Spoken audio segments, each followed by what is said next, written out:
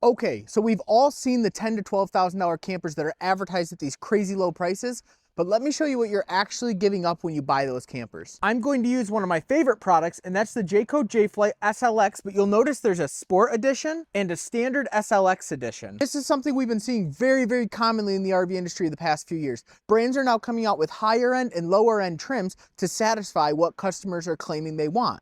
For example, the cheaper camper is going to have the side profile AC, whereas your traditional SLX is going to have your rooftop AC. On the Sport Edition, you're going to get the really small fridge with the super tiny freezer. On the standard line, you're going to get the big 12-volt fridge with the big freezer. On your Sport Edition, your water heater is going to be 42,000 BTU, and your standard one has a 60,000 BTU, which in the Midwest matters a ton. That 42,000 BTU unit is not going to work in the early spring and late fall with ice cold groundwater. That 60,000 BTU will. And I guess I shouldn't say it won't work, it just won't get as hot as you probably are going to want it to. It's only going to produce lukewarm water on the 42,000 BTU. And it's not just your appliances, oftentimes your storage is different between the Sport and your standard SLX storage.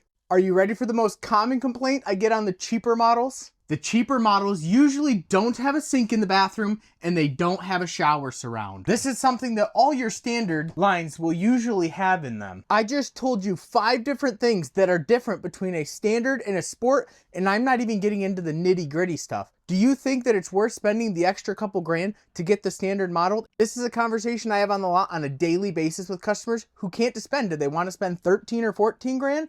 Or they want to spend 18 or 19 and just get what they want and be done with it? Follow Charlie at RV Central so I can hopefully help you out with more tips and tricks just like this before you buy.